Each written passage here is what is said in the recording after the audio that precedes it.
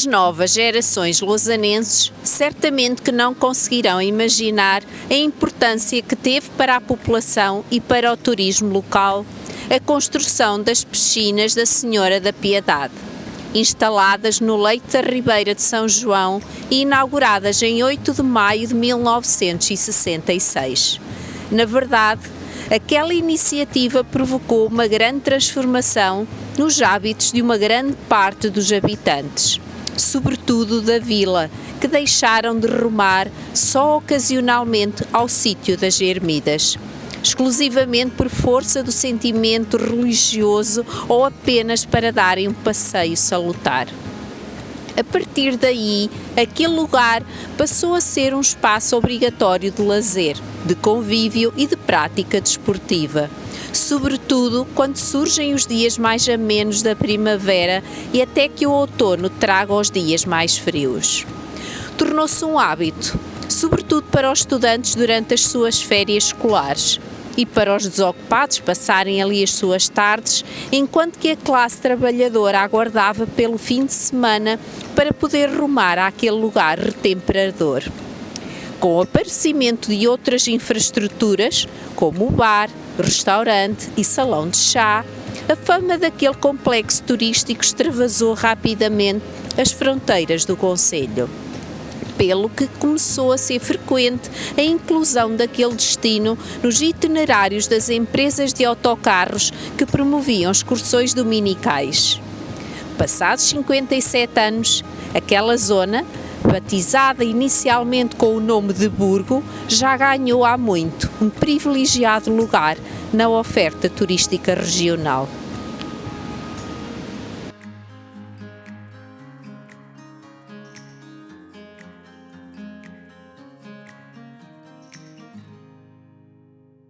Que aspecto tinha este local antes da construção das piscinas? Bem, temos que perceber antes outras coisas. As ribeiras da Cerdeira e do Candal confluem ali para cima, para a serra, no sítio chamado de Ermida, porque foi ali que terá vivido o fidalgo lausanense e ermitão Dom João de Castros, que viveu entre 1486 e 1546, e onde posteriormente a empresa lausanense Padilha e Rebelo mais tarde fez erigir a sua central elétrica, que depois veio a pertencer à Companhia Elétrica das Beiras. A reunião destes dois rios forma o Rio Arunce, que passa na vila, ao fundo da vila, e depois vai desaguar a Foz de Aroce. Mas desde os tempos remotos, que por vontade popular, à parte do rio, desde a reunião lá em cima das duas ribeiras até à fábrica do papel, que teve a sua origem no engenho do Penedo, isto desde 1717, digo eu que nessa parte, desde a confluência dos rios lá em cima, das ribeiras lá em cima, até à fábrica de Penedo, o povo dá-lhe a designação de Ribeira de São João. A partir daí, sim, então depois é que mais comumente se chama o Rio Arunce. E é sensivelmente a meio deste traçado, na curva apertada deste desfiladeiro, onde se situa de um lado o velho Castelo Mourisco e de outras as ermidas da Senhora da Piedade, que se decidiu construir as piscinas da Senhora da Piedade. Era também por aqui que se tomavam os banhos santos por altura de São João. Sim, neste mesmo local e até primórdios do século passado, aproveitando a mancha d'água que os moleiros formavam para canalizar a água para os seus moinhos, que os romeiros, os habitantes da Lausanne, os comerciantes que vinham à feira local, anual, tomavam o seu banho santo. Lembramos que por carta régia do rei Dom João III, desde 1537, que ali na capela de São João se festejava esse santo com boda aos pobres, feira franca, romarias e comes e bebes. Mas não era aqui também que se criavam trutas? Antes de serem construídas as piscinas, encontravam-se ali grandes tanques em cimento, servindo de depósito a trutas que se destinavam a repovoar o leito do rio. O repovoamento esse, que deve ter sido feito a última vez em 1964. Desde janeiro de 1943, que a Comissão de Turismo da Lousã era detentora de um alvará de zona de pesca desportiva, que ia desde o lado de cima do encontro das Ribeiras e um pouco até mais para cima da Ribeira de São João, até numa extensão de 2 km para cima e até mais junto ali da fábrica do Penedo. E este foi o primeiro projeto para represar as águas da Ribeira?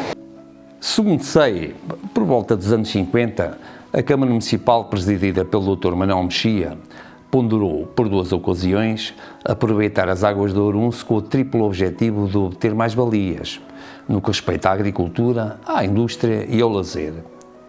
Da primeira vez, a ideia era criar o espelho de água a montante do Pontão da Cerdeira, na estrada que da Lousã segue para a Castanheira, e no local onde existe uma captação de água. A ideia é essa que foi abandonada, entre outros motivos, por aquela estrutura ficar muito longe da vila.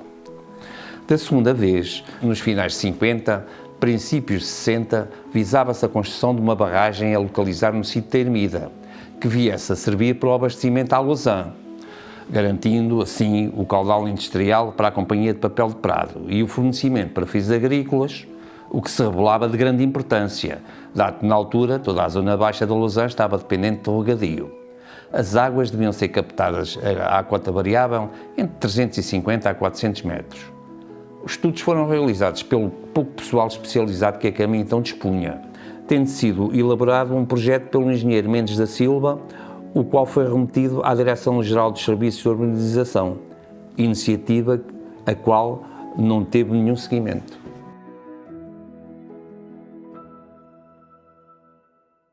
Mas durante os anos 50 não foi tentado criar uma piscina na vila? Exatamente. Estava-se em 1956 e fazia 2 anos que o Dr. Manuel Mexia substituíra o Dr. Pedro Lemos na presidência da Câmara Municipal, quando aquela autarquia deliberou adquirir estes terrenos na Tapada de Penedo, do lado nascente, nesta encosta soalheira que sobe até ao Cabo de Soito. O objetivo era construir ali um parque de jogos que incluía uma piscina e um ringue de patinagem. O projeto foi elaborado pelo arquiteto Travassos Valdés, que era funcionário da Direção da Urbanização de Coimbra. A obra foi iniciada com a realização dos trabalhos destinados à abertura dos alicerces, mas perante a estranheza e o desgosto da população, que muito agradada ficara com esta promessa, as obras ficaram por ali. Mas porquê é que a piscina não foi concluída? Num artigo publicado em 13 de agosto de 1992 no Quinzenário Trevim, pelo jornalista Pedro Júlio Malta, revela o mesmo ter sido afirmado pelo Dr. António Jorge Padilha Simões Lopes, que àquela data era o vice-presidente da autarquia, que o motivo daquele falhanço se ficará a dever ao facto do manancial de água de que a vila então dispunha para o abastecimento público não ser o suficiente para garantir o funcionamento da piscina, que necessitaria daquele líquido sempre a correr.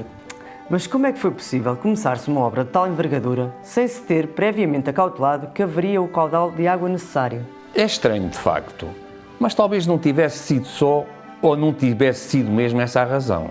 Na verdade, no citado trabalho, o Pedro Júlio Malta sugeria que aquela impossibilidade se poderá ter ficado a dever à existência de algumas dificuldades burocráticas e oposição por parte de setores sociais influentes na Lousã.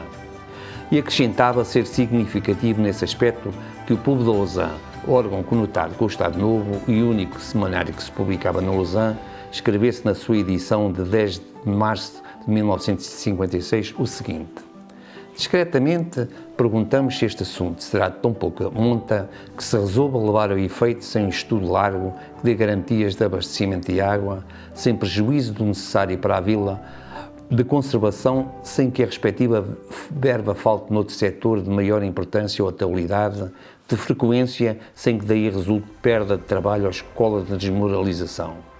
E a terminar acrescentava o Dr. Eugênio Lemos, o único diretor que aquele periódico teve: Também não deixaremos de perguntar se o Concelho está tão recheado de estradas, tão bem abastecido de fontes, que se permita ao luxo de gastar tantas dezenas de contos numa obra desta natureza. E assim lá ficou, durante anos e anos, um grande buraco a céu aberto, que, se diga em abono da verdade, ainda serviu para os miúdos das redondezas disputarem animadas partidas de futebol. E eu fui um desses sortudos. E lá voltava o Presidente da Câmara a falhar o seu desígnio. Pois, mas o Dr. Manuel Mexia não era homem para desistir.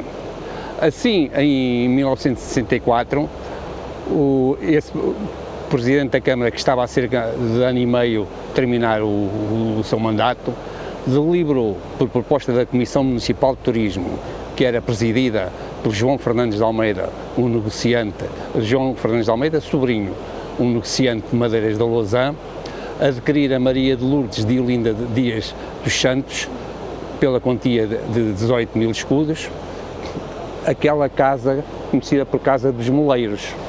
A referida ata era lacónica sobre o propósito daquela decisão, referindo apenas que se destinava ao embelezamento turístico do local. Porém, no ano seguinte, 1965, no mesmo livro de atas, em 9 de abril, pode ler-se que a Câmara resolveu fazer uma barragem na Senhora da Piedade ao castelo para uso diverso, porque com aquele empreendimento chamará muitos turistas ao local. E mandava publicar um edital onde se anunciava que recebia propostas até ao dia 23 para se proceder à referida construção. Por as condições oferecidas financeiras não serem suficientes, ou porque aquela obra requeresse soluções técnicas que os empreiteiros lousonenses não estariam na altura em condições de satisfazer, o certo é que ninguém respondeu àquele convite. Pelos vistos, no que respeita a piscinas, a sorte não queria nada com o Dr. Manuel Mexia.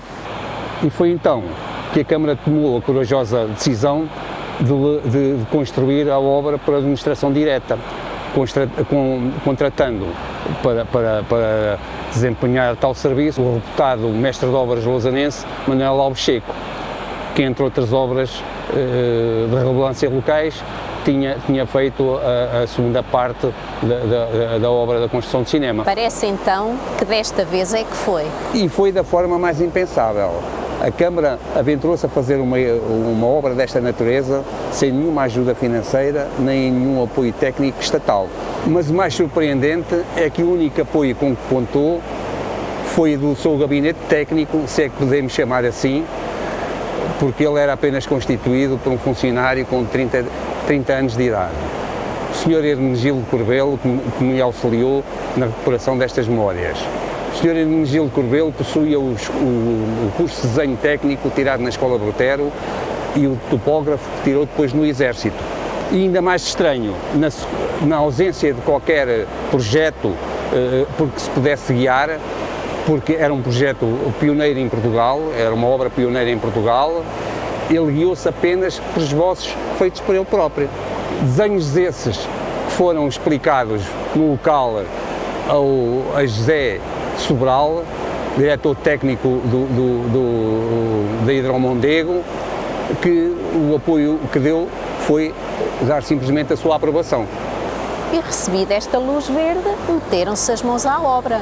Segundo me contou aquele caracterizado técnico, assim foi. Procedeu-se imediatamente ao alargamento do rio, destruindo o tanque das trutas e executando o paradão em curva com uma saída superior para escoamento das águas quando fosse preciso renovar ou para evitar prejuízos em caso de cheia. Também houve cuidado de assegurar essa saída de água para permitir o abastecimento da fábrica do Penedo, que necessitava de água para fazer a sua produção. E para que a água corresse livremente durante o inverno, dado que nessa altura não era preciso a piscina ter água, foram feitas duas aberturas tapadas com portas de madeira e cujas estruturas metálicas foram feitas na Pedroso Matos e Companhia, na Lousã. Construída em alvenaria e forrada à lousa, a sua altura foi calculada para permitir a continuidade desta fonte, que é a fonte da Nossa Senhora da Piedade. A sua superfície foi calculada aproximadamente para 1.200 metros quadrados, com 3 metros na altura mais alta, 1,50 m a meio da piscina e 70 centímetros no início da piscina maior. Foi construída a jusante uma piscina para crianças com meio metro de altura de água. E a seguir tiveram que vir os respectivos apoios para a praia fluvial. Construíram-se os balneários, os tabuleiros envolventes, os bancos de pedra, em cuja construção foi aplicada a geometria ergonómica, portanto para a adaptação do corpo, como referiu Hermesílio Rebelo, estando então aquele complexo em condições de ser inaugurado em 8 de maio de 1966 pelo Dr. Henrique Feiredo, que era Presidente da Câmara, há 2 meses. Numa segunda fase, foi no ano de 1967, ainda com o risco do mesmo senhor, edificou-se o bar e remodelou-se a Casa do Moleiro, que a Câmara tinha adquirido, transformando-a num restaurante, tendo importado em cerca de 500 contos todos os trabalhos. Naquele tempo fez isto tudo com 500 contos. Numa retrospectiva do notável Valência, que tanta importância trouxe ao turismo lausanense, construído no mandato do Dr. Manuel Mexia, não se pode deixar de enaltecer o trabalho da Comissão Municipal de Turismo, então presidida pelo João Fernandes de Almeida Sobrinho, que estava acompanhado por José Maria da Silva e por Manuel Ferreira Cardoso. 50 anos depois, em 2016, e por proposta da Comissão Municipal de Toponímia, foi chegada nestas piscinas uma placa em que se lembravam as pessoas que constituíram essa comissão, que tanto contribuiu para o desenvolvimento do turismo local, que é aquela placa que ali está. Mas, entretanto, este empreendimento passa a ser explorado por particulares. Não tardou. Logo de início, a Câmara pretendeu rentabilizar aquele espaço, no sentido de amortizar o dinheiro já gasto e também de contribuir para as despesas de manutenção. Assim, logo passados 15 dias da sua abertura, foram postos à venda os bilhetes de admissão na piscina, que custavam 25 tostões, que seria o preço de um maço de tabaco dos sem filtro, porque os filtros, se a memória não me falha, custavam 3.500. Mas na época estival do ano seguinte, já nunca havia autarquia a responsabilidade sobre a gerência daquela exploração, dado que tinha sido, as instalações tinham cedidas à exploração de uma empresa denominada o Burgo, Sociedade de Atividades Turísticas Limitadas, empresa recentemente constituída em abril. Tinha 2 sócios, um deles de Coimbra, que era o Sr. Manuel de Santos Vila, e um lausanense, que era o médico dentista José de Oliveira. Esta empresa, que logo de início gastou cerca de 600 contos em equipamentos do bar, restaurante e casa de chá, ficou a terminal altura representada apenas por um sócio, o sócio Vilas, que era monitor na Escola Brotero em Coimbra.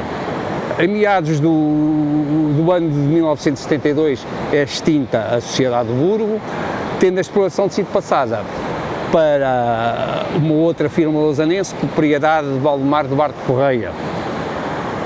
O que foi contestado pela Câmara Municipal, que considerou essa cedência ilegal.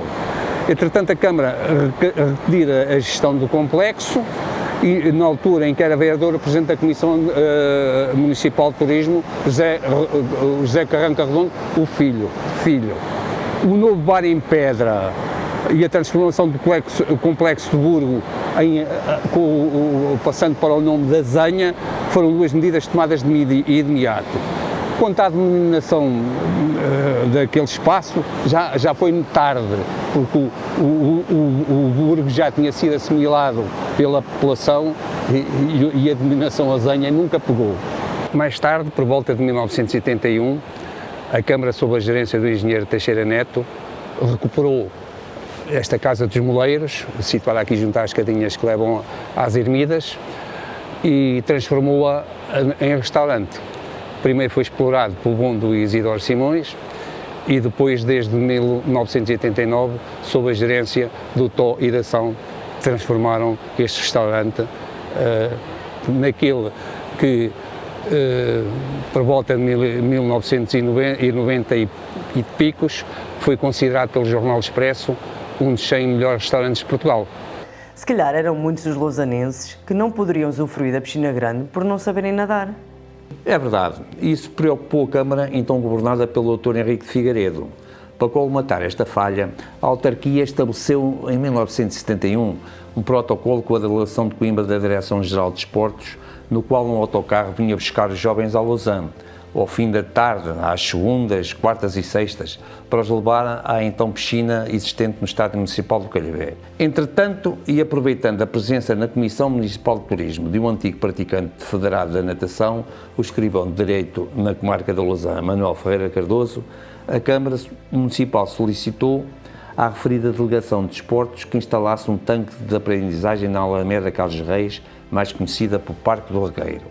E essa piscina desmontável, com 7 metros de comprido por 4 de largo, com possibilidade de conter 20 alunos por aula, começou a funcionar em 23 de julho de 1973, logo com 100 alunos por dia, mantendo-se em funcionamento durante alguns verões. Foi um sucesso. E depois? Deixou-se de ter onde aprender a nadar na Lausanne? Não.